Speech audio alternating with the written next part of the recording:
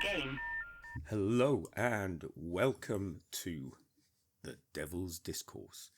And this time we have quite a few participants, and one participant who is new to the podcast. We welcome Mel. Hello. Yay! At long last. And we have our usual participant, Ligeia. Hail Satan! Pike. Hail Satan! And Leraje. Hail Satan. And Mel. Hail Satan. And we also have a quick word from Lara, who you heard on our Last But One podcast. She is unable to make it because she's out enjoying herself at a gig, and who can blame her? Supporting live music is something everyone should do. And the topic is biblical women, specifically in the origin story. So we'll be talking about Eve and the Satanist's favourite, Lilith. But first, we'll listen to a word from Lara, who has recorded some comments on Eve for us. So, Lara, you're here to do a defence of Eve, yes, and give us some talking points, regarding the person that Satanists in the Bible, that Satanists generally kind of tend to ignore in favour of Lilith. Yeah. So it was what kind of kicked this off was in a way of, generally, if you look at Christianity, Catholicism, which is the religion I was brought up in, you have new saints, you have new martyrs that are made and created, like, I say regularly, but yeah. We don't really have that in Satanism, I don't think. There's a canon, depending on what you are into. And I was just thinking that, I think there's a case for Eve to be made a sort of satanic saint, shall we say. And it's pretty much because especially as a woman, when we look at feminine satanic characters, Lilith is like the one. She's the literal OG. The person who was when I say in common knowledge, I accept that there's so much literature, so much knowledge about her. I'm going off the very generic sort of story behind her, which is of Adam's first wife. She was created equally to him. And when she was asked to be subservient to him, she said, no, of course, why would you? From that, she was banished, demonized, etc., etc. And we all love Lilith now because of that. And comparing Eve to Lilith, I think in a way she makes a stronger character as a feminine satanic character. She is someone that was created to serve. She was made of Adam's rib and was supposed to be subservient to him. And she said no as well. But she said no from a position of subservience and not of equality. And I think that is just inherently more powerful, I think. And she just wanted to know things. And there is the story that she was tricked by Satan in the Garden of Eden. But, was she tricked, or did she just actually have a choice in the matter and say, like, actually, I'm not living like this anymore. And I just think that's inherently a bit more powerful when you have someone, especially for me personally, who's come from that religious background.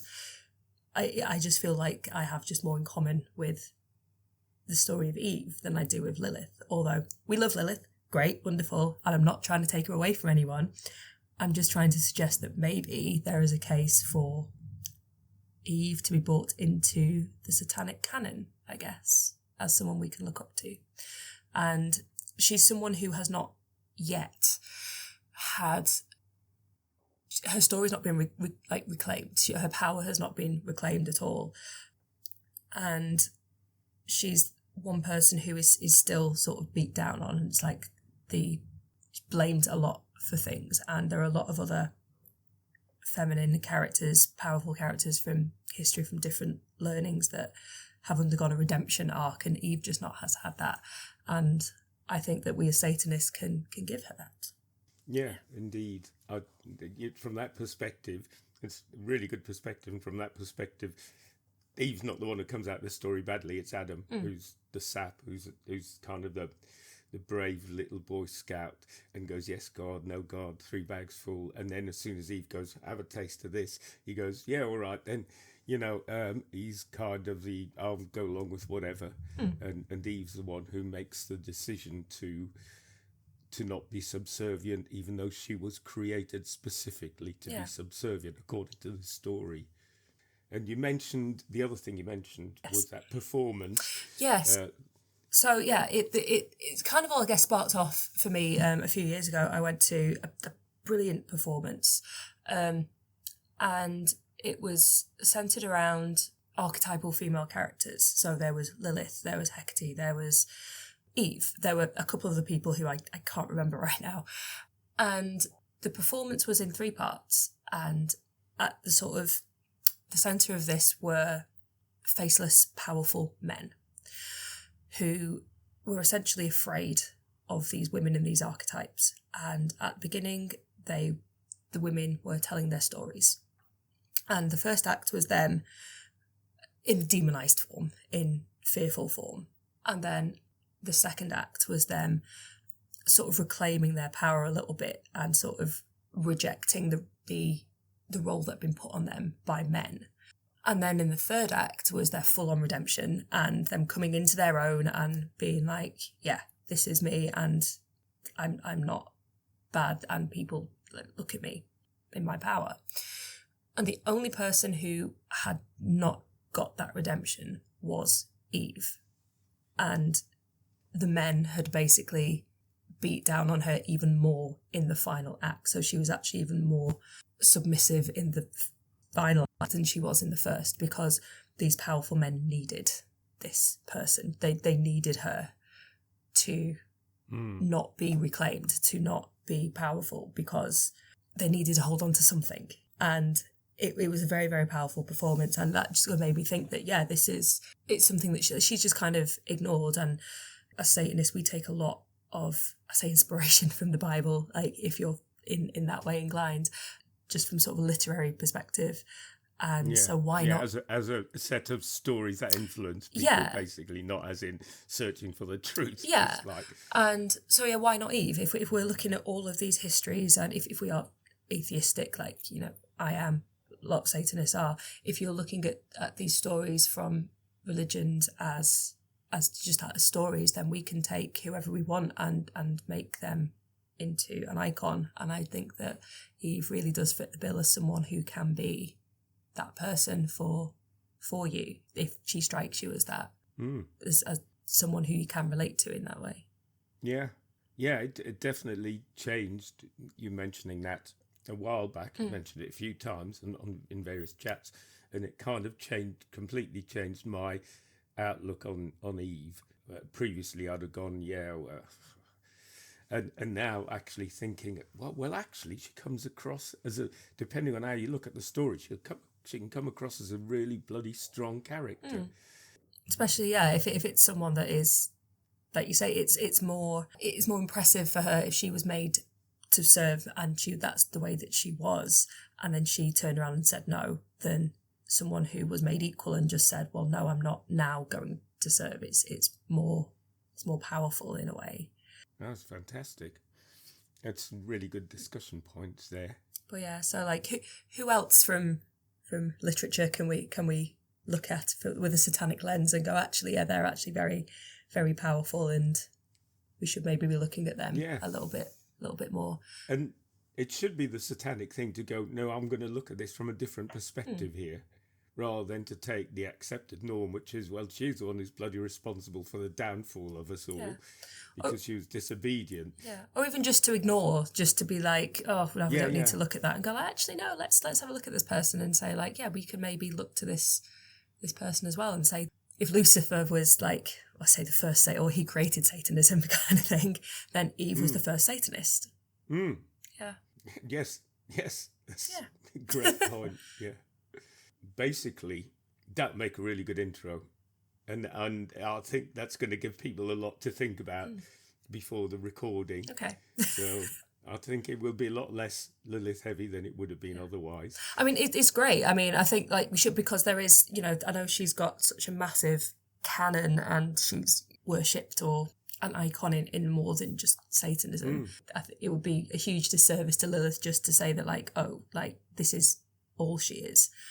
But just as a character who is acknowledged within Satanism, I think, yeah, it's something it's good to have someone else as well as a very archetypical feminine character, because all we have really sort of now from the, how would you say, sort of the biblical apocrypha or the various writings. Yes. Yeah, or just from common knowledge, shall we say, like sort of the basic common knowledge of, yes, Lilith is the female, whereas, yeah, we can have more.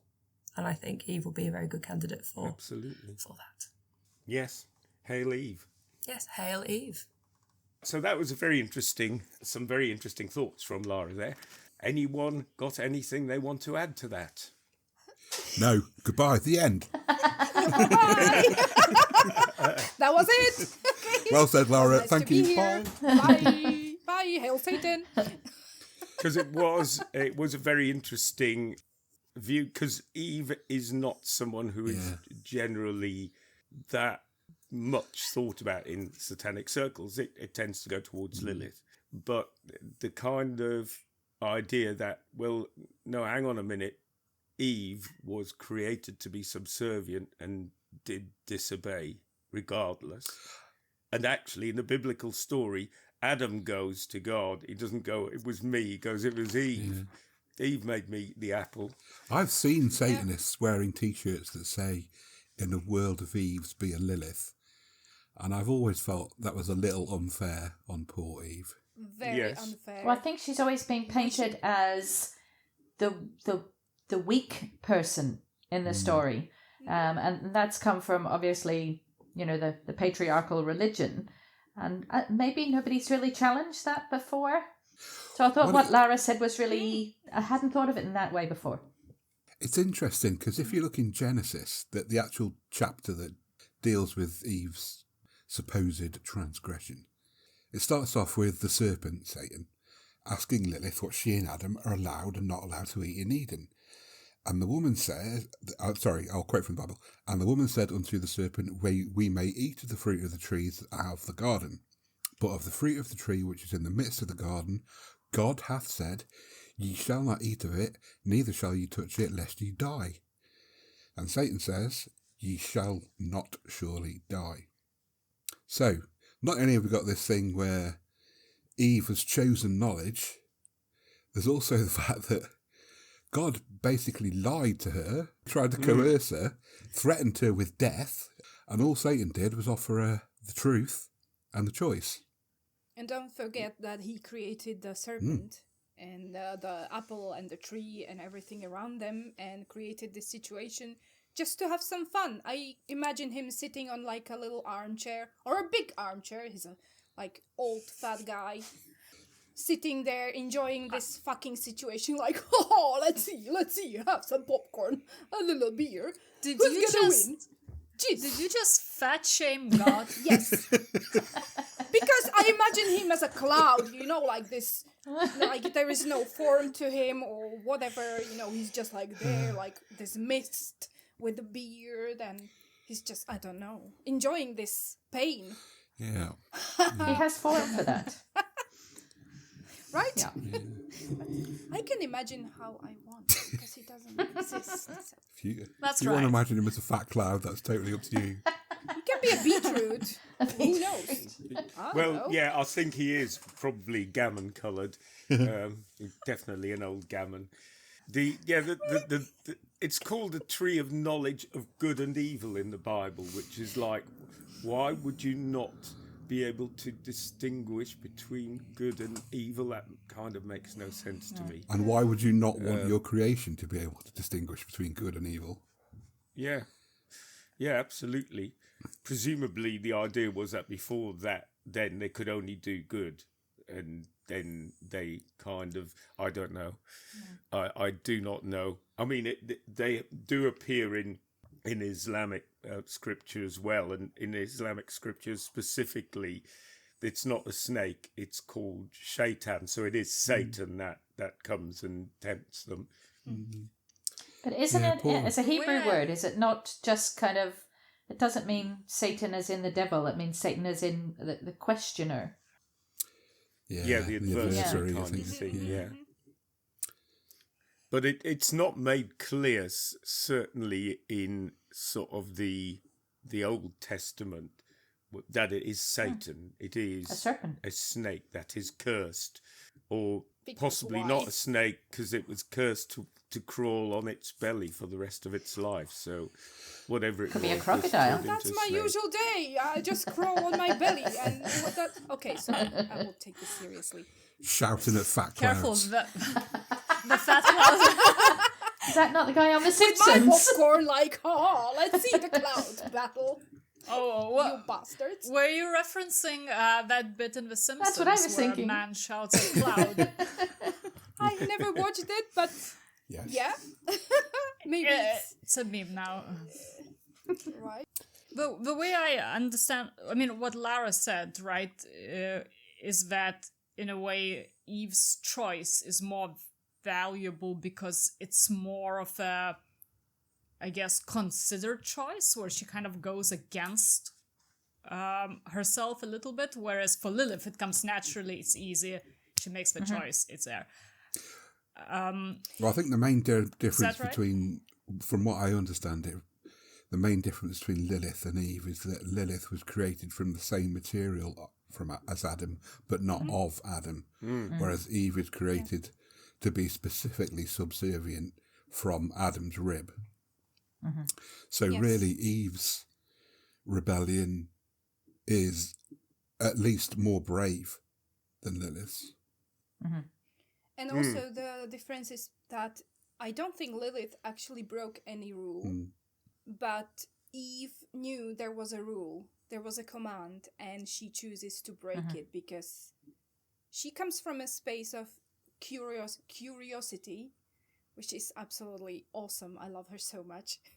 She's like, Lilith chose to just leave Eden, and Eve completely dismantled the whole cosmology and the marriage, and she stays. She's actually staying. She's with Adam, but she completely changes the whole narrative. I think that makes her, in my eyes, in my view, a little bit braver. Yeah. Also, she didn't know the consequences. Like, Lilith knew she is risking probably like eternal punishment, whatever. But Eve didn't know. She knew something's gonna happen, but she didn't know what. And still to go through it. I mean, come on, girl. Well, she got told she was going to die. Yes. Yeah. But like, she didn't know what that means. Yeah. Right. What does that mean? We don't know what that means. And she was the first there, like, oh well, I just came here. I'm a rib. You're gonna die. Well, I don't know what that means. Hi, but now there is this tree and this apple. I think. How about sharing it with everybody else? Let's have a party and let's see each other's. Let's know. An apple party. God, it sounds fun. Right, you're right. No, but you know what I mean. She didn't know what's gonna happen. She didn't know. They were the first people, if we believe this. Like, she was the first woman. She didn't know what that means, to die or to be punished or whatever. She was just created. I don't understand how that would make any sense in any brain, to be punished for something by somebody who is telling you they love you. They just created you. They gave you life. And now, like, but still, I'm gonna kill you, actually. Well, I think one thing we can definitely say about God is that he's an abusive parent. At the best. Yeah. It's like sadistic. It's awful. Well, it also seems to be kind of inconsistent because some of the narratives about what happened when the apple was they saw their nakedness, and the idea being afterwards they got jiggy, whereas that's not the actual story. Is that God told them at the beginning, be fruitful and multiply or something like that. So they were obviously already shagging. What the tree was supposed to have done, I don't know. They suddenly realised they were naked and had to cover themselves up. Maybe the knowledge said you're going to get sunburn on your junk. I don't know. They got tips. Midgie bites. It's knowledge, right? It's knowledge, yes. I mean, it is just, it's bizarre, but We're not looking for sense in a biblical tale, are we? No, good point, Mel. No. But these are mythical characters, whatever. So we are talking about symbols, and I think it makes sense to look at the not whole Bible, but Bible and other religious texts, because Lilith, I don't think she's mentioned in the Bible. I think this is like a Jewish tradition, Kabbalah. Lilith is mentioned. Something called Lilith is mentioned in Isaiah. Okay. And there is something about there shall the Lilith repose and find for herself a place to rest, in amongst mentions of various other animals. And bastards. There's been a lot of argument about, is the Lilith supposed to be some kind of animal, or is it, it's not demon. really clear what Lilith is there. But yes, it does appear later on in some of the Talmudic stuff. She does appear in the Talmud, I believe.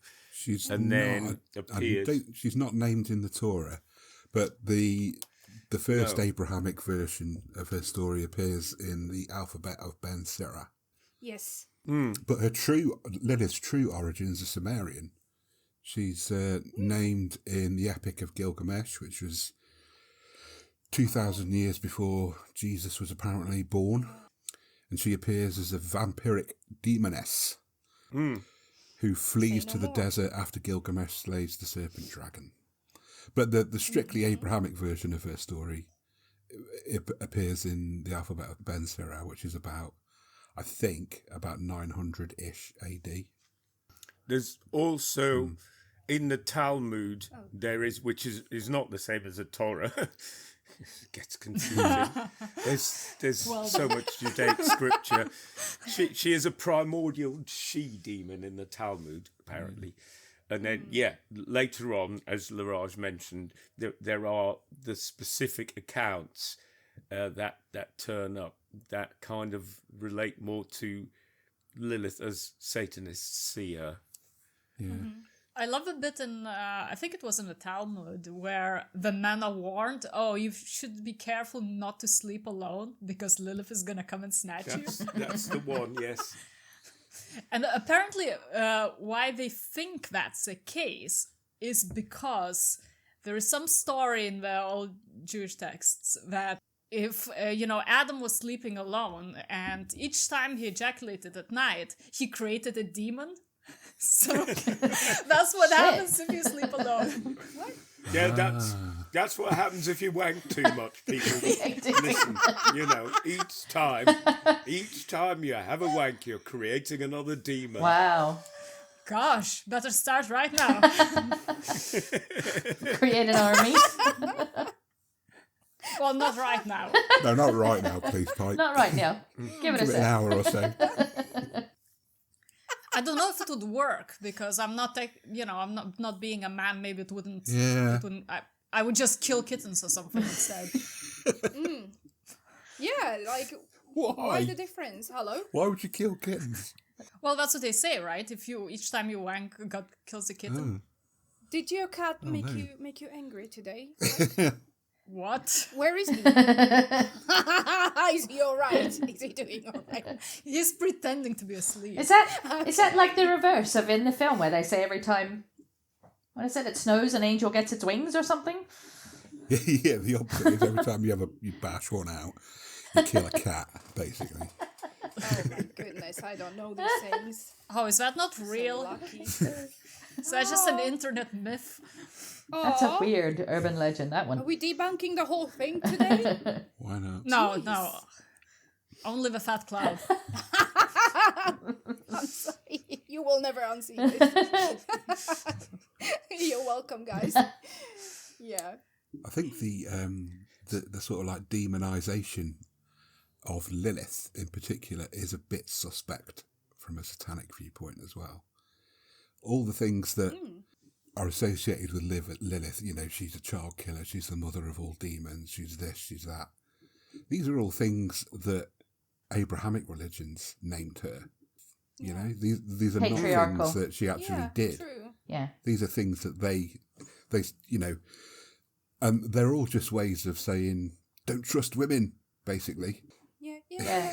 I think we have to be... Demonized female independence, basically. I just think we have to be careful about celebrating Lilith as this kind of like demonic figure that goes around killing kids and is the mother of all demons and all that kind of stuff.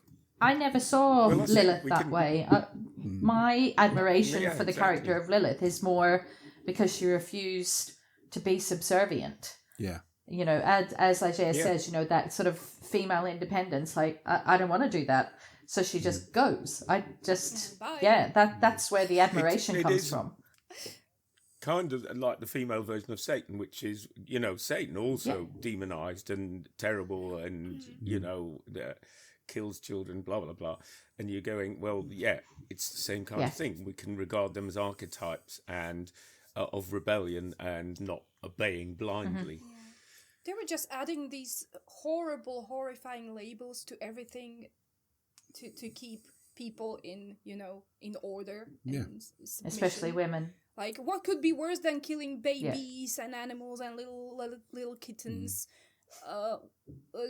Like lurking at night and like raping guys. I don't know, maybe that's somebody's fantasy. But also, I think that was supposed to sound horrible. It does sound horrible to me. Well, So, there's also the thing about, as a like, woman, horrible the worst thing you labels. can do is killing children. Yeah. You know, that whole concept, child the mother. killer is the worst thing you can do. The worst thing you can do is initiate, as a woman, initiate sex with a man. Which is, one never you know, does the other that. thing Come she's on. been accused Stop! of. Yeah, and these are all deeply Never. patriarchal traditions. And the Lilith-like figures, like Lamashtu, as a Mesopotamian demon, has also been compared to Lilith. And there's loads of figures, female figures like that, throughout a lot of religions that have similarities to Lilith. And I think it boils down to the patriarchal religion and the patriarchal society going, beware, there is nothing worse than a she-devil, a temptress, you know, someone who lead good men astray. Yeah.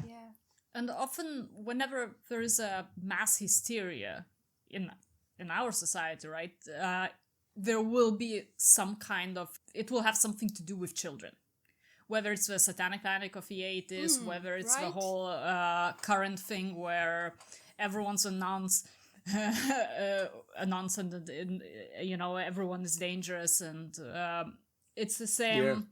Whereas I imagine in the ancient times it was very similar.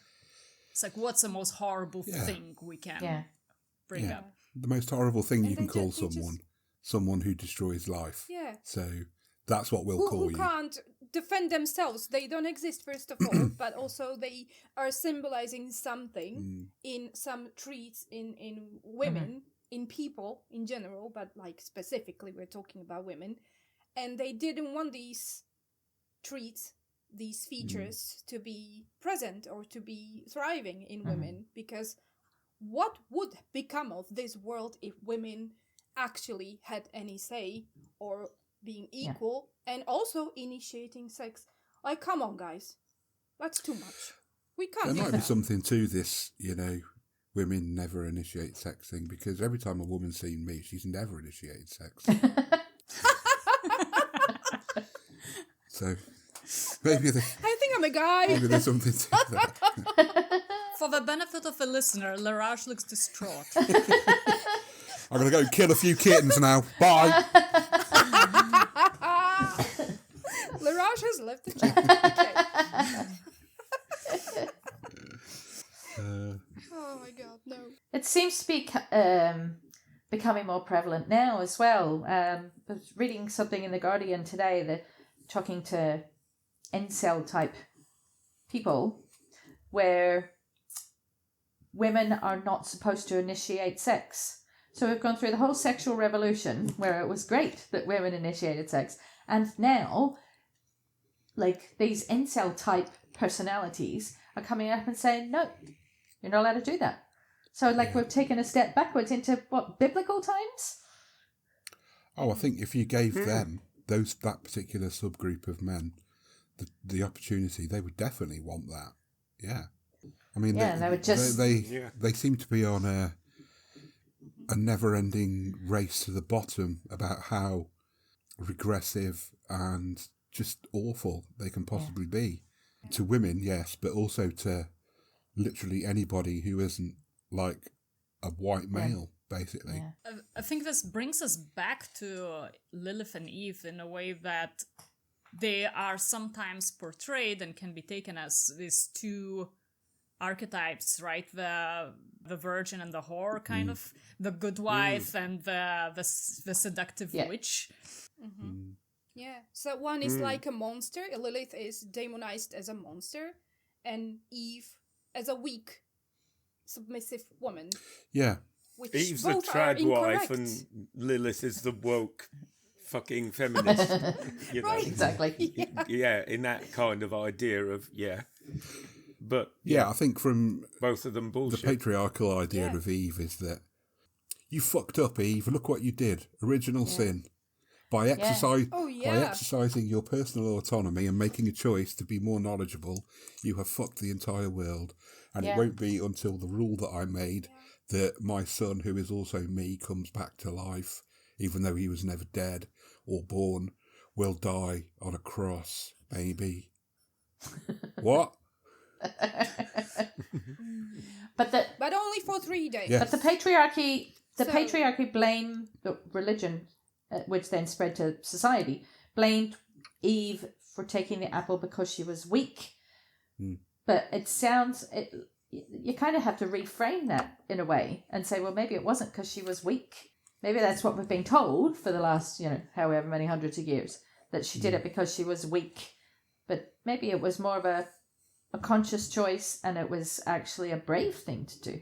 Absolutely. Not a weak thing to do. It was very brave. I mean, if Adam was the weak character here because Adam was supposed to be, Eve was supposed to be created to obey him, right? So he's the one who was supposed to be going, no, don't eat that apple. Instead he went, oh, right, then I'll have the apple. And then, like I said earlier, when God said, what? Why have you got fig leaves on? What are you doing? Adam goes, Eve gave me the apple. Threw her under the bus. What a fucking sap. The first incel. Jesus. Adam was equally stupid and ridiculous during Lilith's story as well. Yeah. Because he got all insecure about the fact that Lilith might want to go on top. And no, you've got to lie beneath. I'm the one in charge. I am the one in... And she said, fuck that. And Adam said, actually, God. And God said, yeah, you've got to lie beneath. And she fucks off. Yeah. And Adam, what does Adam do at that point? He turns to God, turns to his dad. The woman's run off. The woman you created for me has run off. What am I going to do? And he sends 3 angels off to fuck her. And she says, no, fuck off. I mean, he's just a dick in every story. Yeah. Like he was unable to be with an equal partner. A woman like that, but not like that. Different, like more trad wifey. Yeah, it's actually a great story because he gets in the end he gets both women backstabbing him, and kind of there is no joy to be found. No. Yeah. Have we all seen? On the other hand, Lucifer, the TV show? No. So towards the end of that, they bring Adam and Eve into it, and Eve actually is kind of a bit kooky and all that sort of stuff. Very fun character. She ends up with Lucifer, and then Adam turns up, and he is perfectly an absolute wuss and a real asshole. Yeah. Surprise. No Not surprise. It was Yeah. quite interesting. I remember Eve being brought in. She was kind of quite flirty and kind of like, you know, it's not like the Eve from the Bible. It's like, oof, hot Yeah. Eve, you know. Yeah, definitely watch that. It's fantastic. Imagine. I do think that most of us would have the same reaction as Eve. If someone had said to us, "Don't eat that because it'll kill you," and we trusted them and believed them, and then that turned out to be a fucking lie, we'd eat it. I would. I'd eat that fucking apple. Yeah. Quicker than, Yep. especially if it, you know, Absolutely. the goal at the end of it was knowledge. Yeah. Who wouldn't? I would say, come on, I'm in a garden. This is an apple. How Yeah. bad could it be? It's a tree. Observe. A If you tree. didn't want me to have it, why have you apple. fucking created it, you dick? Yes. It's a Exactly. test. That was my first point. Exactly. It's a test. Well, yeah. An obedience test. Why did you make people that susceptible to? Because one of the things about, you know, the psychology of like bringing up children is like the more you say to a child, "Don't do that," you really don't want to do that, the more tempting you make it for them to do that. And there have been experiments done on that basis where, you know, I'm trying to remember the one is something about leaving kids in a room with sweets and going, you know, you must not touch the sweets. I've seen that. You know, and the more you emphasize that, the quicker they go for the sweets kind of thing. Obviously. Yeah. And, you know, you're going, well, God, you made us this way. What the fuck are you upset about? And I mean, he really had a thing about the old turn it off and on again, reboot. You know, it's like, fuck off at the Garden of Eden. And then later, Sodom and Gomorrah, it bloody blew them up. He sunk the earth. And again and again and again, it's like, maybe at some point you want to look at what you created and go, maybe I fucked up here. Yeah, maybe I'm just not very good at this whole creation thing and shouldn't do it anymore. No self-awareness whatsoever. No. I need to work on my skills. People skills. in Sodom and Gomorrah, the woman also gets the blame, right? Yeah. Obviously. So when Lot is walking Yeah. away with his wife, he's like, "Oh, Yeah, don't she look turns back." Yeah. And her family's there, her friends are there, her Nothing whole makes life sense. is there, and it's all going to shit. Of course, she's going to look back. Yeah. Yeah. Oh, you looked back. Oh, and then the story of Lot, that gets even better. It's like where his daughters get him drunk and then shag him so that they can have kids with him. And it's like, what the fuck? Who fucking That's wrote his this? story. That's what he said. That's his story. Yeah. No, God, they got me drunk. I'm not an incestuous paedophile. I was wearing my fig leaf, and this happened. You know? But the whole creation is so silly, because why would he create us in a way that we react to seeing each other? Like, the nudity is a problem. Like, it triggers the, you know, the sexual stuff. He did that. If we were created, he did that. We you know, there is this sexuality in us. Could have been androgynous. Hello? Why is this being punished now? Yep. Was that the point? Like, what's the point here? Hi? Apparently, you know, you look at how he created us, we should all be walking around naked, unashamed. Are you not? Like, I only dress for you. Like, for this recording. Like, that's... Sorry. Well, you don't have to. Yes, I've only got Okay, a next time. shirt on. Okay. I've got nothing on Yeah, underneath. we're all pantsless. Prove! Believe me, you You want first. me to be dressed. You can't... No. Okay, stop. We're all dressed from the waist up. Yeah. And all goat from the waist down. Oh, yeah. Like a good salad, we're all better dressed. Good. Sorry. Where are we going? This has deteriorated fast. Where did we take this beautiful topic? Well, there was... I can't remember who in the discussion we had online beforehand mentioned do want to go on to other women in the Bible. I think it was you, Pike, wasn't it? Yeah. Go for it, because it is because we are looking at deeply patriarchal scripture here, and women generally are given a bad rep. So if you want to mention any others, go for it. I can mention, but I haven't done the homework because I thought we weren't going to talk about them, so it will just be a mention, really. There is it Salome? Who she was, I think, only 16 or 19, but she did a sexy dance for the king. Yes. And then was told that he would give her anything she wanted. And she wanted John the Baptist's head, which is she's a great favorite of my partner's. A proper treacherous woman. And then we have Delilah, who cut Samson's hair and stole his power. So each time I trim my cat, I get all these jokes about his power being stolen. And of course, Jezebel. Yeah. Judith? Okay, tell us about her. I don't know the whole story, but I think there was something about decapitation as well. We can have a look into that. Hold on. I had some notes. You continue. Yes, I'm trying to look it up because there's a famous female painter who did the decapitation. Oh, yes. John the Baptist. That's a great painting. Artemisia Gentileschi. Gentileschi.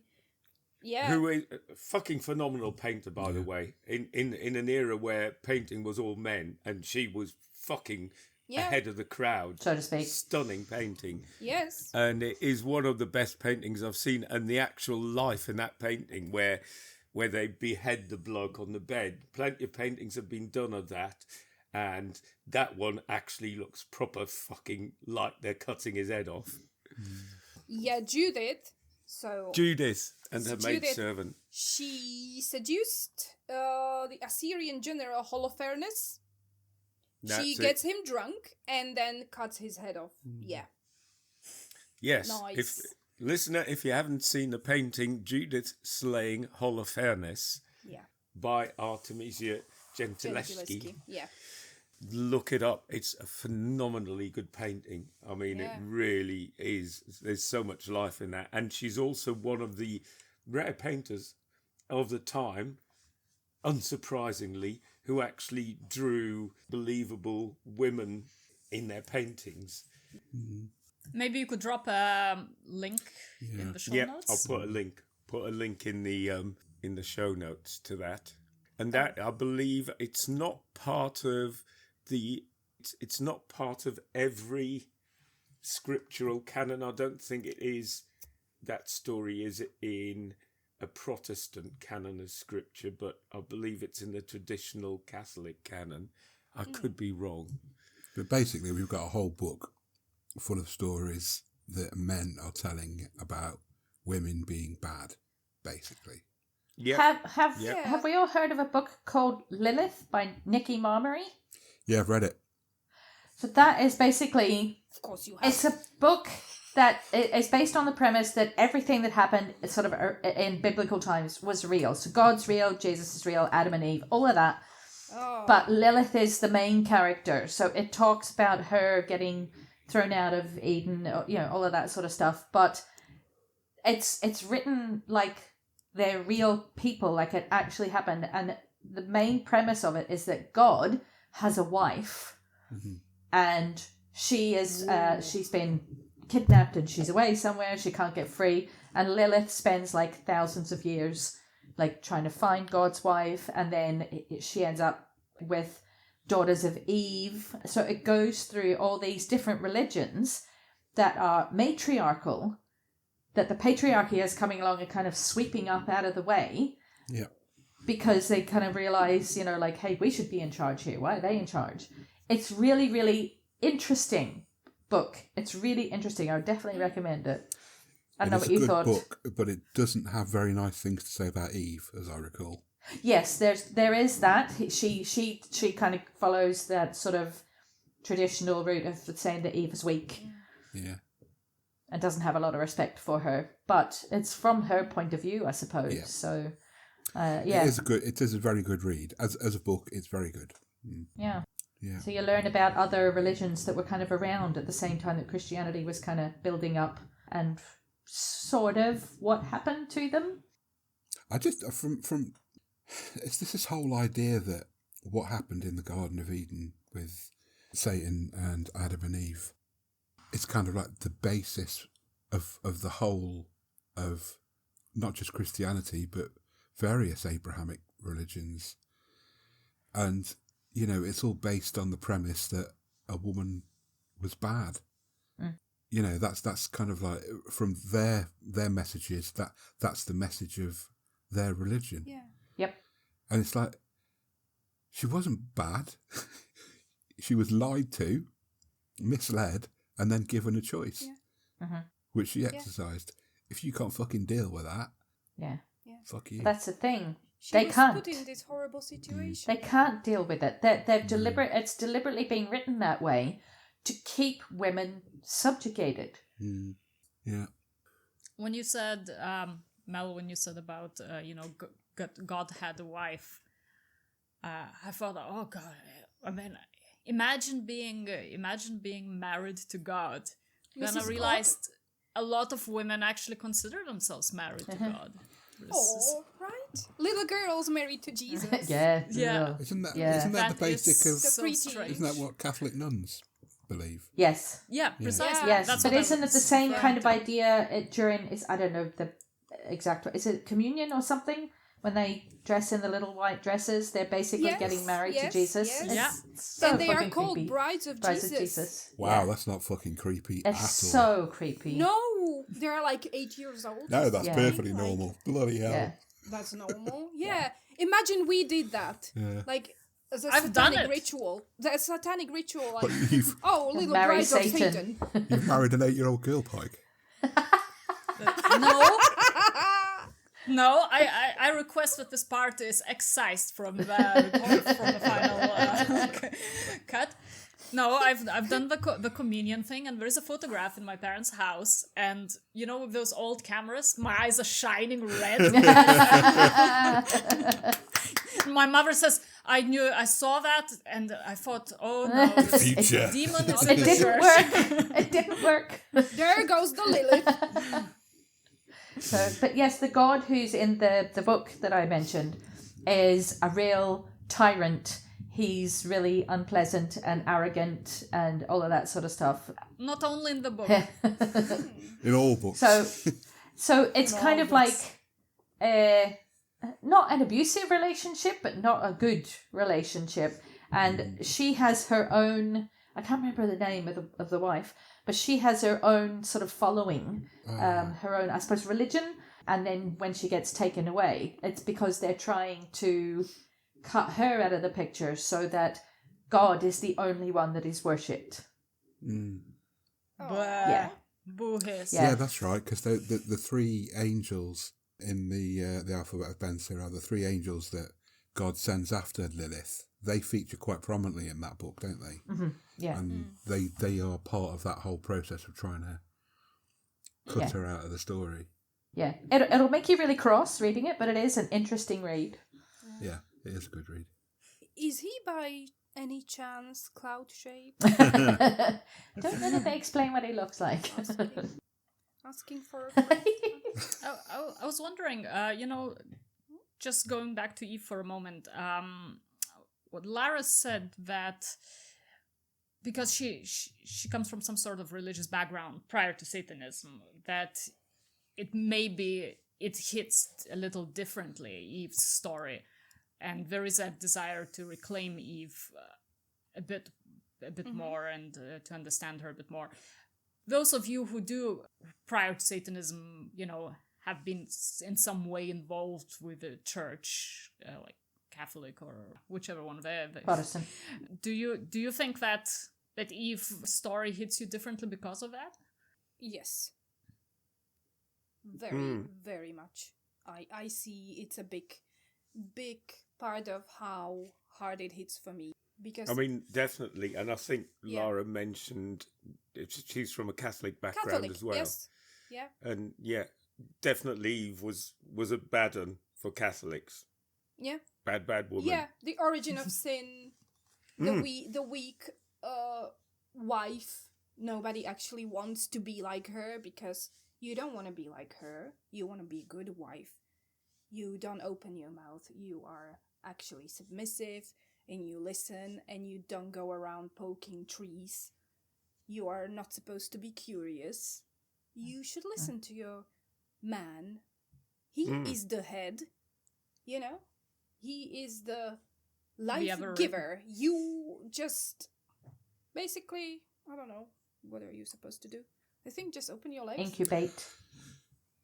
Does that necessarily tie in with what we were talking about earlier in terms of sex? This whole idea that women shouldn't really enjoy sex, and that the whole idea when God said to Adam and Eve, "Go forth and multiply," he didn't say go forth and enjoy multiplying.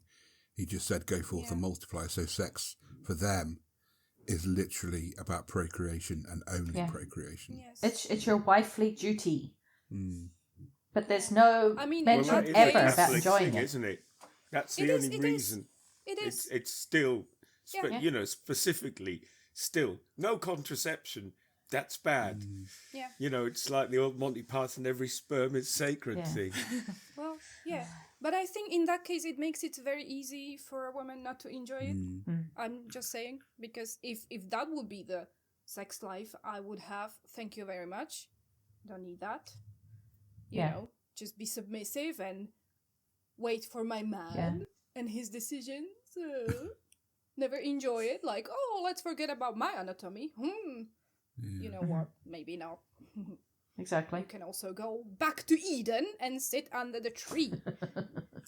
Well, it kind of like the horrible extension of that is that, in some societies, FGM is a thing, and it is a religious thing, and a lot of people go, "Oh yeah, that's Islam." It's not. It goes across various countries, and it also goes across countries where Christianity is a majority religion. Yeah, it is a submissive thing that has come about through religion, where you should not enjoy sex as a woman, and it is forced. Yeah, nobody asks. They're cut when they're like 8 or 9. It's practiced in some Muslim societies as well. But a lot of African countries as well, which are Christian. Yeah, I'm just wondering how is it that these people who are religious, theistically religious, they believe in God. According to them, God is infallible. He does not make mistakes. Yeah. Women are not supposed to enjoy sex. It's there for procreation. God also designed body parts that enhance pleasure. Yes. These things are not compatible ideas with each other. He's a sadist, I'm telling you. No, he created the pleasure button, but no, we've got to remove it because that's bad. Yeah. But that's going against God, isn't it? It is. That's why you're not supposed to get piercings and get tattoos and all of that sort of stuff, because your body is perfect. That's why they hate trans people so much. Your body is perfect. You're going against what God designed. Surely cutting bits off a girl is the same thing. It's exactly the same thing. Yeah. And it does seem to be Abrahamic religions. It is, the point where I said, it's not just Muslims. It was like a lot of people seem to think it is just an Islamic thing, and it's not. It does seem to cross the borders between Abrahamic religions in certain societies where that's accepted, and it's like, fuck no. That is accepted. And then, you know what is not accepted? If you decide what you do with your own body. Oh, God, yeah. That is absolutely, unheard of. Like, how dare you to get a tattoo or a piercing or whatever you want to do, or change your hormones or whatever. That, nah. Yeah. But taking little babies, little girls, taking parts of their bodies without their consent, because they are babies and kids, that's okay. That's for without God. their consent, without any pain relief, without knowing what they're doing. It is a problem, and there is definitely, I know, because I have worked in education, that, you know, there are now regular sessions in schools, you know, for teachers to look out for this kind of thing where, you know, it's trying to be stopped, but it has come across into Britain from wherever it's practiced generally. But there is a religious tone to the practice. Yeah. It's like not a thing amongst atheists. No. This is what I struggle with. I mean, it shouldn't surprise me because we all know that Abrahamic religions are the most hypocritical religions on the planet. Yeah. Yeah. But it still amazes me that they're able to see this kind of like cognitive dissonance between the idea that God is God is perfect and never makes mistakes, and he also didn't create the body perfectly because there's parts of the body that enhance people's pleasure. You know, it's like how do you can't say And which bit. Surely you sin. believe in both of those. One of those. If you believe that God is perfect, then the body must be perfect. Yep. It must be. Yeah. And everything we do with the body It's our like, choice. as a normal physiological thing is what is like a sexual, you know, desire. It should be normal. It's not sinful. So, And if God is perfect and made us perfectly, then surely part of that is our brain and our mind and our ability to decide for ourselves what is right for ourselves. I think that was that last part of that sentence that you just fell down there, Leraje. Not allowed to make decisions for yourself. The church makes the decisions for you. I just find it bizarre. And also, I do too. there's no need to worry about hypocrisy because we have a word for it, and it is a mystery. Or God divine mysterious God's ways. plan. divine intervention. Yeah. How That's their they do. catch-all. It's all part of a plan. Yes. That's their catch-all, isn't it? Nobody knows what God works plan. in mysterious ways. They can just say, well, you know, yes, that's massively hypocritical and also stupid. It's because God works in mysterious ways. That's their get out of jail card. Yeah. Yeah. He is an absolute hoot on the dance floor, apparently. Don't know what movie he's going to do next. Halfway through the moonwalk, he's doing a backflip. Yay! Oh, he does move in mysterious Oh, ways. God. God, stop doing your dad dancing. There he goes again with his mysterious ways. The steam machine. You know, you never know where it's gonna go. It's just a little cloud. Never take God. That's what I'm Carry going it. to say now. Anytime anyone complains about anything I do or questions anything I do, I'll just tell them that I'm moving in mysterious I think we should. Yeah, I think we should. Yeah. These are When good Pike ones. tells her she really enjoyed a blackened heart, blackened soul. Oh, she's just moving in mysterious ways. I need that on my T-shirt next Yes. I mean, I'm not going time the bait. I'll leave this for next episode of Sorry. the Devil's Library. Let's go back to the ladies of the Bible. Yes. Oh, dear. Okay. I mean, there was the one that was mentioned earlier, the beheading of, and I've forgotten the guy's name now, Holofernes. Holofernes. Yeah, that was in the book of Judith, which Yes. is That's apocrypha, isn't variously it? regarded as apocrypha or actual scripture. Oh, Traditionally, I believe in Catholics, it is included in the Septuagint and the Catholic Eastern Orthodox, Oriental Orthodox, and Church of the East Old Testament of the Bible, but excluded from the Hebrew canon, and Protestants said it's apocrypha. God, it's got to be brilliant being I s- theistic religious, because you can just pick and choose the bits that Yeah. you like and ignore the bits. Choosing the exactly. books. Make up any shit you want. I don't think at the moment it's part of the Catholic canon. I certainly didn't come across it. Mind you, I did not read a lot of the Bible because I didn't bloody understand it. Because it's absolutely nonsensical. That's why. Yes. It's mysterious.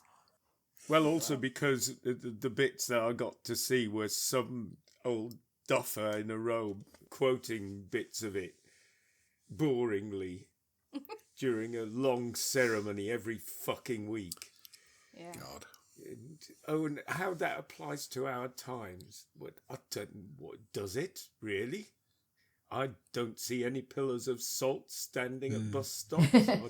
don't recall anyone getting swallowed by a fish.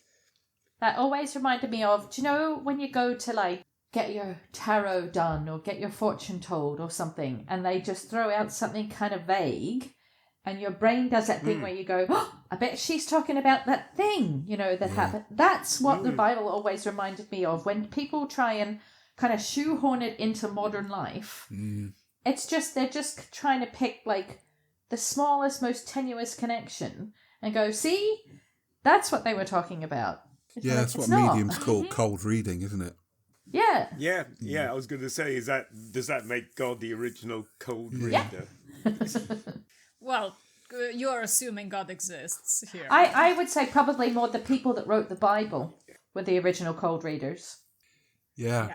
Yes. Yeah. I mean, that's the funny thing about the New Testament. I don't think any of it was actually written by anyone who lived alongside Jesus. And you assign all these like motivations and things to this guy who possibly never even existed. And somehow the whole world is supposed to believe that, oh yeah, that must be true. Yeah. Yeah, what was the oldest book of the New Testament? Was it, I can't remember, the earliest one that's been dated has been dated to something like a couple of years after Jesus is supposed to have died. I might be wrong. I might be very wrong here, but I thought it was Paul's letters to Corinthians, which was because I think Paul was a couple of decades after Jesus died, or is said to have died. I'm not 100% sure on that though. I'll tell you in a second. Quick Google. I'm looking it up too. Paul. Yeah, just Paul, is it? Yeah. Fucking hell, no, it doesn't matter. Our Bible expert. Yeah, I was going to say that, and I thought that's really not a good thing to be. At least one person read the Bible in preparation for this episode. Yeah, the one who's never done, been religious at all, ever. I haven't either. Oh, I thought I was under the impression that you were Catholic at one point. No, so when my parents got together, my mum's family is very Catholic. Yeah. My dad's family were Baptist, which is Protestant, but they never went to church. They ran a shop that was open 7 days a week, so they never went to church.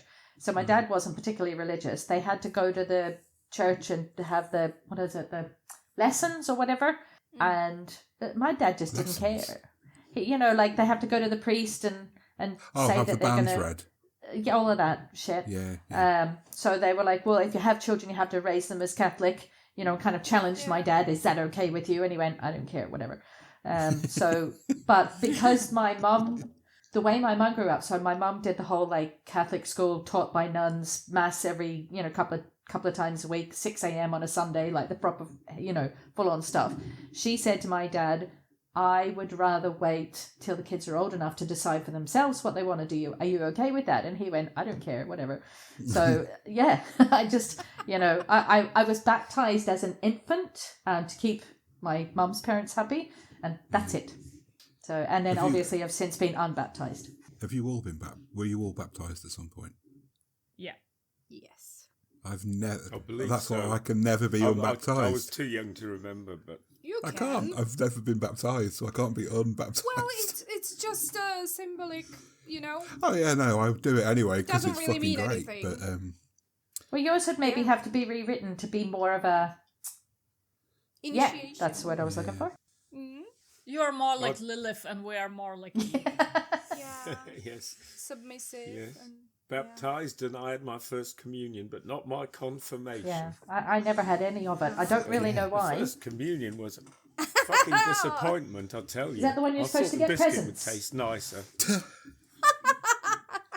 The biscuit is pretty nice. It tastes. It's just. It's sour. It's like cardboard. It's just like a bit of cardboard. I have attended a Catholic mass, a Christmas mass. Me and my friends got very, very drunk one Christmas Eve, and I don't know how, but we thought, let's go to the church and have Christmas mass. So we did, and we had the thing, and we had the wine, which was shit, and yeah. I've been to 2 You're Catholic not supposed weddings. That's it. You're not supposed if you haven't had your first communion. Mm-hmm. Oh yeah, I never married Jesus, so Good to see you in the little white dress. The wine was not for you. The wine was not for me. Well, that's fine, because it was Yeah. fucking horrible, as I recall. That's why it was horrible. It is horrible. The wine rejected me. Is that what you're saying, Mel? Yes, basically. Unclean. Just You be had it- happy it wasn't the actual blood of Christ. Yeah. Probably would have been. You had it without the magic trick. Would literally have had more body to it if it had been the blood of Christ. Well, I think our communion wine's probably watered down because the priest has the rest of it. Yeah. You know. Right, yes. Budget cuts. But it's never good. It's not a All good right, wine. 3/4 of the bottle for me, the rest water. Some grape It did juice. look vaguely Ribena-ish, I have to be Yeah. honest. Could have been. What's the other one? Vimto? Vimto. Yeah. Vimto. Blood of Christ. It's Vimto. Vimto. A cheeky Vimto. Wasn't that a thing a while back? A cheeky Vimto? Yeah, cheeky Vimto Vimto, which and is just loads of Blue WKD, strong wasn't it? booze, but it tastes like Vimto. I hope we've got the sugar-free version of the blood of Christ tonight. Sugar-free for the Blood of diabetic. Christ. Well, it wasn't vegan, so Oh, my Blood of God. Christ 0, please, for me. typo negative. Diet blood of Diet blood of Christ. Christ. Sugar-free for the diabetic. Okay, this That's- episode has yeah, gone we've gone off the zeros. rails massively. Yeah. What I heard Anglicanism described as diet Catholicism. Catholicism. That's pretty good. I mean, that's not inaccurate, to be fair. Well, shall we wrap it up Yeah. here? We're kind of diverging from the subject that we originally set out to do, not for the first time. It's been great fun doing this episode, and as always, thank you for listening. With me, I've had Mel, Hail Satan. I've had Ligeia, Hail Satan. I've had Pike, Hail Satan. and Leraje. Hail Satan. And because I didn't introduce myself at the start, I've just fucking realised. I'm Lithos, obviously. Hail Satan. Thank you for listening. Stay safe. Don't look at the news. You'll just get depressed. I'll try and sort of find a good edit out point. There's going to be quite a bit of editing involved. Why? This was quite a good... I enjoyed this, and it's good to have a fun episode because I am fucking getting desperate just looking at the news right now. Yeah. Aw. Yeah. So, right, okay, let's do the outro. We can continue this at once I've finished recording. I'm just giving myself more work here. Fuck's sake. Silly old cunt. Anyway, so, well, yes. Not bad. No, it's not. But hey ho. But yeah, let's get back to. Oh, we've just hit the hour mark. So yeah, women in scripture, and we've ended up with the blood of Christ as always. And a cheeky Vimto. And a good, healthy And a dig cheeky at, Vimto. at the Catholics. Just to Well, keep Lithos yes. happy. We'll have to scrap this whole thing and start all over again. That's what I'm here for. That's the only reason I wanted to do this podcast was so I get to lay on the Catholic Church.